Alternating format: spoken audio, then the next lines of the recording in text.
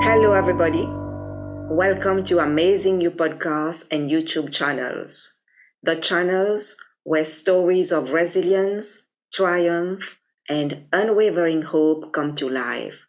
And in each episode, we dive into the inspiring journey of individuals who have faced the toughest challenges head on and emerge victorious. And our aim is to become a beacon of inspiration, offering a guiding light to those navigating through difficult times. Whether today, you who are watching and listening, whether you are dealing with health challenges, professional setbacks, or personal struggles, this channel is dedicated to uplifting your spirit and showing you that even in the darkest moments, there's a path to hope and triumph. So join us as we share powerful stories that transcend adversity, reminding you that resilience is a force within us all. So let's prepare everybody to get inspired and find strength to navigate life challenges. So this is Amazing You channel, where hope takes center stage. And I would like to say a big thank you to the audience for being so faithful, for listening, watching, sharing, and subscribing. I am your host. My name is Dr. Rani Thanacoody.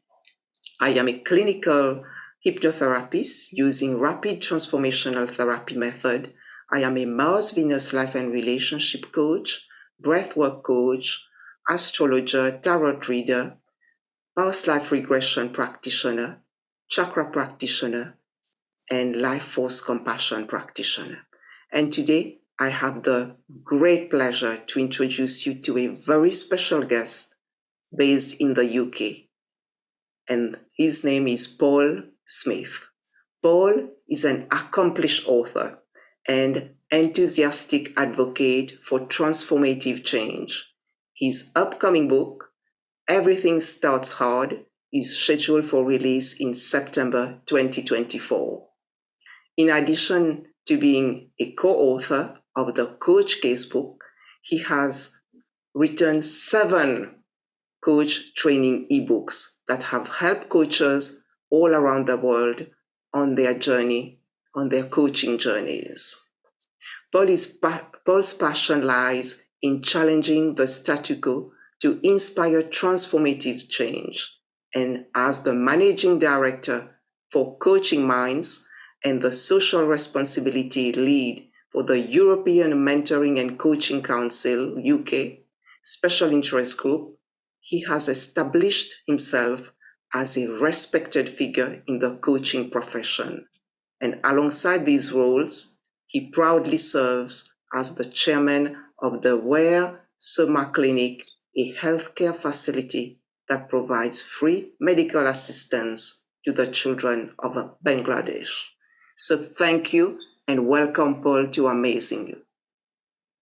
No, thank you so much, Rani, for the invite, for having me here today. Thank you for the beautiful introduction. So, Paul, you've chosen a really interesting topic to talk to the audience, which is about social responsibility in the coaching profession. So how do you define social responsibility within the coaching profession, and why is it important? No, thank you so much for that question, Rani, and thank you for giving me the opportunity to talk about social responsibility today, because I think it's something that's really, really important within the coaching profession, within the industry. And if you want to just tie it into a nutshell for the lay people, for everybody who is in layman's terms, and for everybody who's a coach right now, it's simply just thinking outside of our own profession, our practice, ourselves, and how we can make a bigger impact to society through our coaching, through the projects that we run, through our collaborations, through everything we do. How can we make a positive impact on society. And I feel one of the reasons why a lot of coaches need to pick this up and start to think about social responsibility is because if you observe what's happening in the industry, there's a few cases in the UK. One of them went quite viral through BBC News, where a court actually closed down a coaching organization because of its activities. And there's kind of becoming a negative impact from the coaching industry on society. There's a lot of people being scammed, a lot of people are losing trust in coaches, a lot of people are just have this negative lens of how we operate within the industry. And I think it comes from a few things, a bit of a lack of awareness and education on what coaching is. And I think a lot of coaches, one of the key questions they get asked by somebody who doesn't know is what is coaching? When people start to hear coaching, a lot of people don't know what it is. So I think in terms of educating people what coaching is, what professional coaching is as well, understanding the ICF operates, the EMCC operates, the European Mentoring and Coaching Council, Association for Coaching, the bodies that really kind of self-regulate the industry and profession, because I'm sure you're aware, Rani, and anybody who doesn't know, the coaching profession isn't a regulated industry. And I think the key to working towards changing that lens and that image is for us as coaches to take that step back, think about the impact that we actually make to society. Is it negative? Is it positive right now? And if we are making a bit of a negative impact, how do we change that, make more of a positive impact? And how can we come together as a profession, as a group of coaches and partnerships and collaborations, things like podcasts, things like coming together and doing certain projects to help the wider society? Because I think the other block, and one of the things that is key to us Coaching Minds as well, really passionate to myself, is the accessibility of coaching. Coaching be quite whilst it's really powerful and impactful, it can be quite an expensive luxury for people to have. They have to put a lot out of their pocket to gain access to coaches. So how do we as coaches start to think about how maybe adopting a couple of hours per week or per month pro bono to give to those who can't afford coaching but really need that help and support right now? As an organization at Coaching Minds and linking in with the EMCC Social Responsibility Special Interest Group, which is being launched this February, so I don't want to share too much from the EMCC side, but speaking on behalf of Coaching Minds, is how do we work in partnership and collaborate with organizations where people are volunteering their time, such as people on the Good Samaritans, people in Mind, those who volunteer their time there? How do we offer coaching, support, training, anything that is needed as part of pro bono as well to the volunteers of those organizations? As you were aware, in the UK, there is a big backlog for people to get NHS support for therapy or counselling. They have to wait 16 weeks or even longer. How can we as an organisation, how can we as coaches support with that big societal impact? There's a need for that. There's a need for support. I've been reading lots of information, seeing lots of things that the people believe, and I don't know what your perspective is. It'd be interesting to know what you think, Ronnie, that we're on a bit of a mental health pandemic right now, and that in the next 5 years, it's believed to be said that there'll be one, if not now, there'll be one member in every family who is suffering from a mental health diagnosis. And they say it's quite scary statistics. If you look at the statistics of mental health, it's shooting up.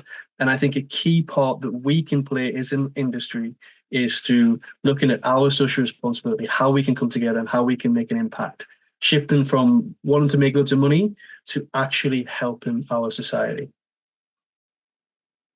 Thank you, Paul. Thank you so much for talking about that, because it is such an important topic, social responsibility, because like you mentioned, there are some great coaches, but not everybody is a great coach. I have heard of it too, because I cannot relate to anyone as a coach. So I have to choose carefully who I want to be my coach. I do have my coach in the States, but I think it's really important that the coaches, it's not only about making money, because they make it as profits, yes, they as to earn a living, but it's about also giving back to society, like you said. How, as coaches, we can give back. And I think it's very important to give back, to do some voluntary activities as part of our job, to give back to others, because I am part of the Chartered Institute of Personal Development, and we have a coaching group and in Nottingham. So we do offer free coaching to the members who can't afford to find a coach, so even to students.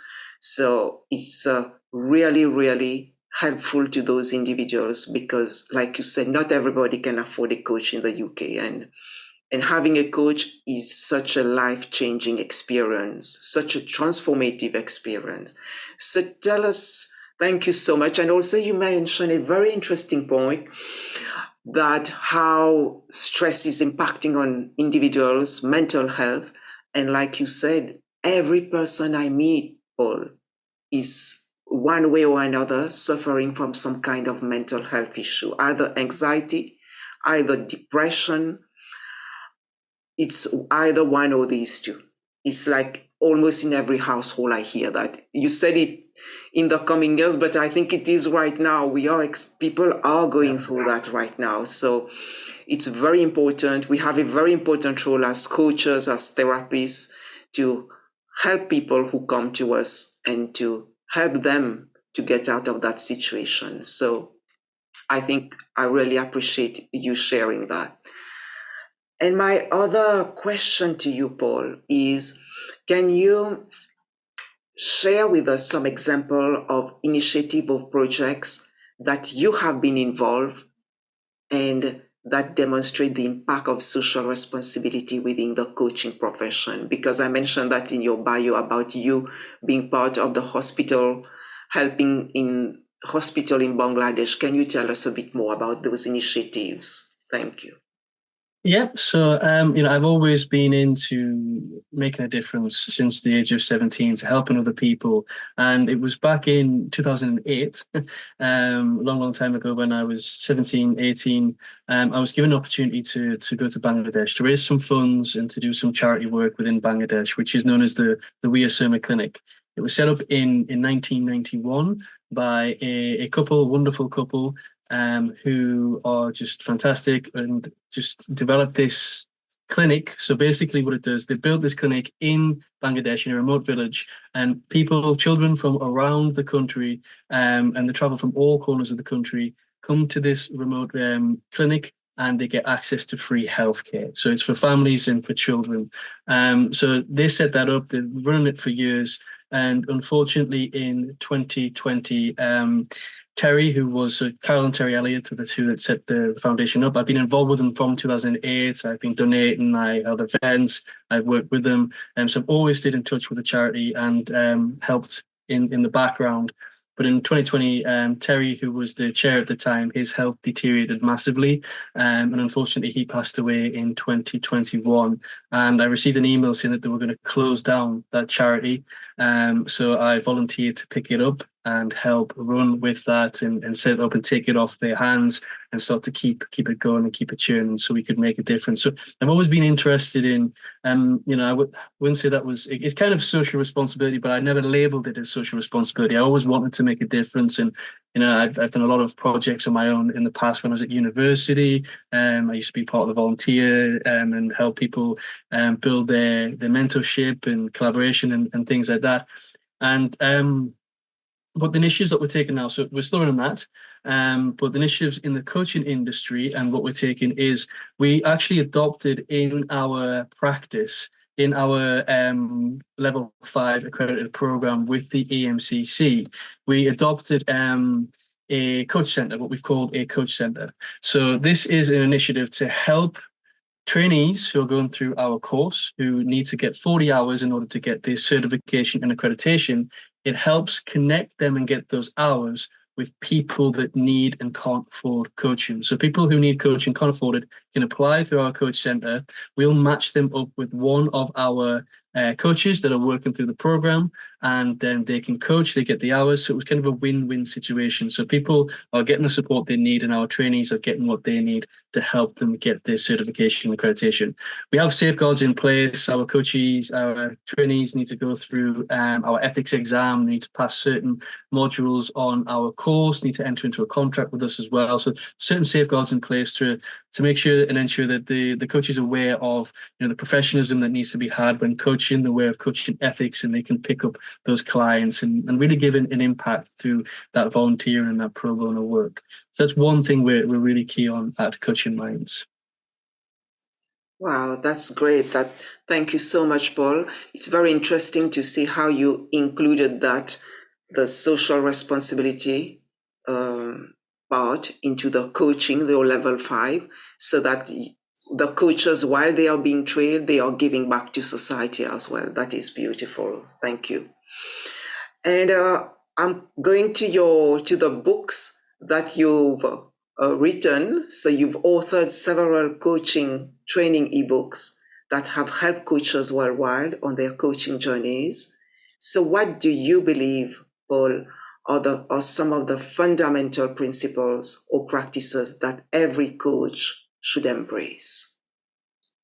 Yeah, so key principles and practices. I don't know how many you want because there's a lot, and I always say this to coaches: a lot of skills that coaches need to adopt and practice, especially if they want to become an impactful coach and really make a difference. But some of the core things is, as you do very well here, Rani, and I've seen a lot of people do, is the ability to listen. And it's not just a case of listening to listen. It's not a case of listening to respond. It's a case of listening to listen. It's about being able to hold that space and really take in what that person is sharing with you. And we call it empathetic listening in coaching minds. We go through the levels of listening, but the one we aim to get to is empathetic listening, where we can connect with what that person's sharing without becoming emotionally involved, and be able to relay that back and replay that information back. Because one of the key skills as a coach is the ability to replay or the client's words in the way that they've said it, using their own language, their own metaphors, so they can actually, you act as a mirror to help them hear themselves and can listen back to what they've said. Because this could be the first time that a client is sharing this out loud. So listening is a key skill. Being able to reflect that information back, feed that information back in a way that is non-judgmental, remaining objective, and in the client's language is a key skill. Empathy is we talked about empathetic listening there, but also the ability to empathize and also sympathize, and knowing when to empathize and when to sympathize with your clients in that space. And that could be a really difficult trait to adopt as a coach, especially if you're a natural empath and you are coaching people who are sharing some really deep information, really private, deep struggles that they're going through. It can be quite easy as an empath to become emotionally involved and to carry that load and to be really heavy. So it's being able to practice that skill of empathy without becoming emotionally attached and remaining objective in that space. So you don't collude with the client and you don't start to then give advice and help them. A lot of people think coaching is about giving advice and giving guidance, but that's not what coaching is about at all. And I think this is a skill that is quite often overlooked in the coaching industry, but it's about taking that step back from being somebody who gives advice. Naturally we think we could be a coach because our friends come to us, our family come to us, we're there for the colleagues, and we're good at giving advice and telling people what they should do. And I think a big eye opener and a skill to adopt is reframing that and asking powerful questions, your questioning techniques, and being able to spot and understand where a strong, powerful question might open up a different way of thinking or changing perspective for somebody who is a client who's going through something. So it's, a lot of people will kind of, as somebody who gives guidance, you want to say, well, have you looked at it like this? Have you seen it like this? And we want to say this. You ask questions on how to kind of help them see that without leading them as well. So another thing we need to do as not a coach is not lead. The client needs to lead the session. And one of the things that when we're teaching on the program, we get asked a lot is understanding a leading question and a question that is going down a certain avenue of question to get information to remain curious. So it's making sure that we don't lead our questions with that question technique. So there's a lot of skills built within question techniques and powerful questioning that coaches need to think about and consider. So that's another key skill. You want some more, or do you think that's enough? There's a lot for coaches. I think that's enough. I think that's great what you've said so far, Paul, because our time is very limited and I've got a few other things I want to ask you. I think these are great tips: listening, showing empathy, and asking the right questions to the client, because I think those questions will help the client get out of the box and start thinking for themselves about what is it that they can do. Because coaching, it's not about giving advice, it's about the client doing the work, thinking for themselves, doing the work, finding the solutions, helping them to find the solutions for their own lives. Yeah. So That's great, great, Paul. Thank you so much. And I have read on your bio that you have a book that is coming very soon, which is called Everything Starts Hard. So that is very intriguing, the title. And could you give us a very brief sneak peek into what the readers can expect from your book and what inspired you to write it? So your book is coming in September 2024. So for the audience who want to keep an eye on the book of Paul. So it's just to let you know it's coming in September 2024. So tell us more about that, Paul. Thank you. No, thank you so much, Ronnie, for the question. And it kind of ties in nicely to the question you asked at the beginning. One of the key things that I learned, from when I was going through a place of depression and real struggle at that time. And the title "Everything Starts Hard" come from that. It comes from that. When I look back and I reflect, and I was asking myself, what is the key thing? If I could sum up in 3 words how I've kind of overcome things over the past, 33 years of my life. How have I overcome that? It came up with the "Everything Starts Hard" because I really believe no matter what challenge you have, no matter what you're going through, whether it's something, whether it's a struggle or whether it's something you really want to, like set up a business or a goal you have, it doesn't matter. It's coming to that awareness that everything does start hard before it gets easy. And if we become and start with that awareness that everything starts hard, we can then start to break down those situations to help us start to understand it, simplify it, and start to help us move forward and grow and learn from what it is that's going on for us.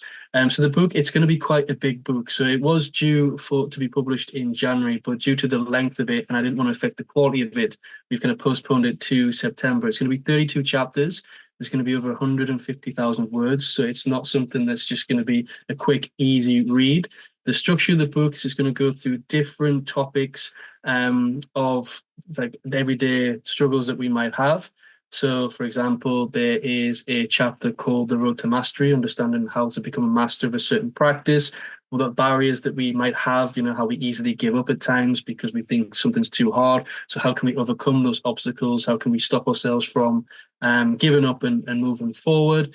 We look at something called priority paralysis as well. How do we help become better at making decisions and prioritizing things and not being too overwhelmed by all the information? But essentially it's 32 chapters with different topics. There's a bit of a story because I like humor. I really like humor. It's part of who I am. And when I'm looking at my personal growth at the minute over the past year, I think one of the things that I don't put a lot into what I do when I do presentations and talks is my humor.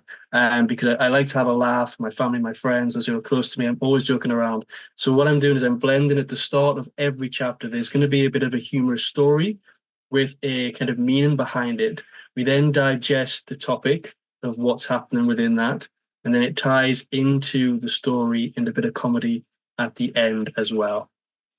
So you have that for 32 different challenges that kind of I've observed myself and through research over the past 5 to 10 years.